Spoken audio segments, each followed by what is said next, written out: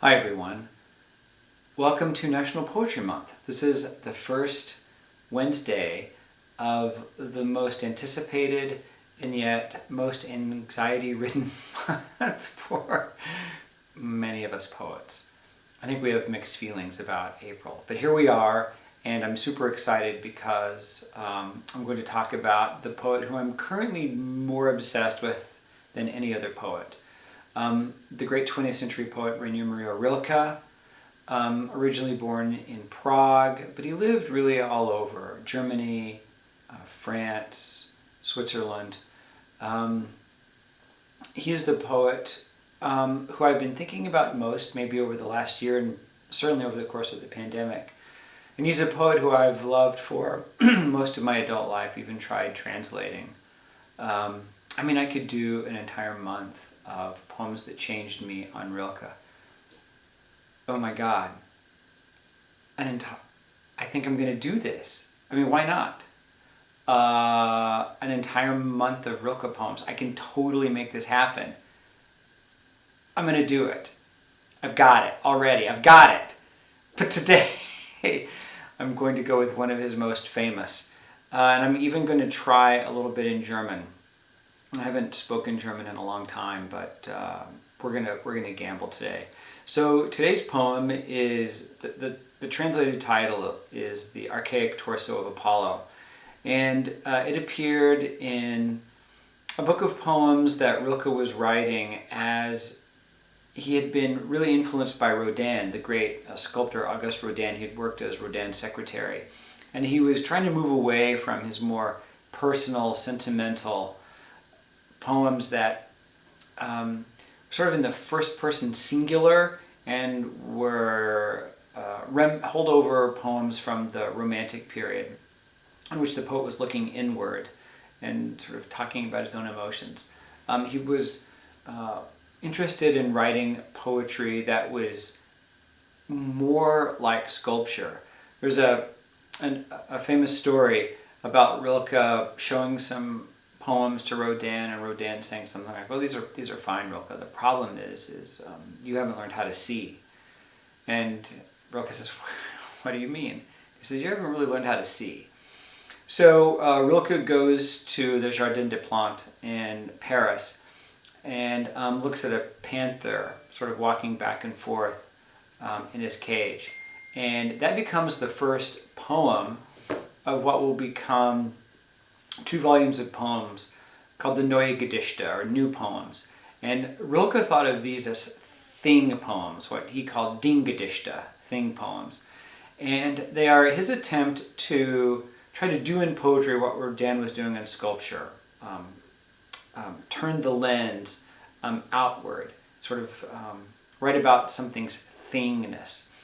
And in this case, the thing is a sculpture of the chest, the torso of Apollo, probably one he saw in a museum in Paris. And he is looking at the torso and imagining everything that's not there.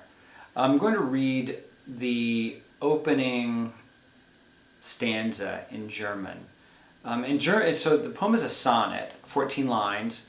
It's kind of Petrarchan, but not really. He has a kind of interesting rhyme scheme. The rhyme scheme here goes A, B, B, A, C, D, D, C, and kind of, then he has kind of a heroic couplet there. But in German it rhymes. Most translations of this poem don't rhyme.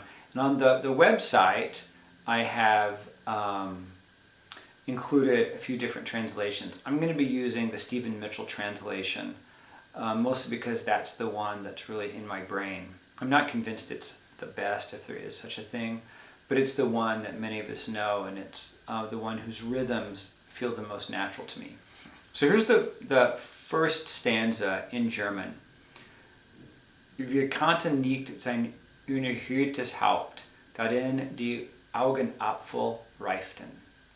Aber sein Torso glüht nur wie ein Kandelaber, in dem sein Schauen nur zurückgeschraubt sich hält und glänzt.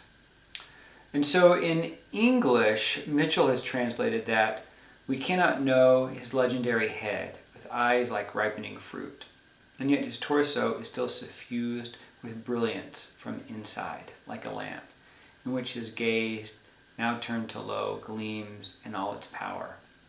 It's a pretty good translation. So one of the things that Mitchell is calling out here, and by the way, all of the translations here acknowledge the same genius in Rilke's poem, and which is to say that the poet is very interested in what is not there. You notice Rilke doesn't really talk about the chest, but he begins with what we cannot know, his head. And then it sort of leads to this notion of imagining his eyes like ripening fruit. And then he goes below the torso to the groin. Mitchell talks about the place where procreation flared. Edward Snow uses the verb instead of flared, thrived, toward that center where procreation thrived. I don't love that translation as much. Neither do I love begetting was begotten at the groin. Well, that's just trying to be too clever. So one of the things that this poem changed for me is this notion of focusing on what's absent. Rilke was the master of calling attention to the presence of absence. We can be made perfectly aware of something that is not there. For instance, if all of a sudden I just vanished, you would be more disturbed by the absence of me than by the presence of me right now. Sometimes the absence of something can be more of a presence than the presentness of that thing. So that kind of inversion, that tension, was really important to me. The other thing I learned from this poem is how to use really active language to describe something ancient and static. You'll notice if you look closely at all these translations that the translators do a good job of rendering into English Rilke's verbs that make this torso kind of come alive. Look at the sestet, the final 6 lines of this stanza in the Mitchell translation. Otherwise, this stone would seem defaced beneath the translucent cascade of the shoulders, and would not glisten like a wild beast's fur, would not, from all the borders of itself, burst like a star. For here there is no place that does not see you. You must change your life. So one of the things you can go through and look at is the verbs. Ripening fruit, suffused with brilliance. Gleams, dazzle, smile run through, procreation flares. The stone defaced, translucent cascade of the shoulders. I mean, he's talking about a sculpture. He's talking about stone as a translucent cascade. That's smart. Glisten like a wild beast's fur.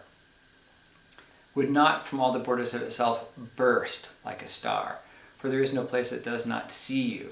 So everything is active, everything is present, even the absence. Even in its absence, Apollo's gaze is still looking at you. Now, a lot of people have always wondered about this last line. This last line is one of the most famous in all of poetry. In some ways, the last line of this poem reminds me of the first line of William Carlos Williams' The Red Wheelbarrow. So much depends upon. That poem, like this poem, to me, is about perspective, how you look at something.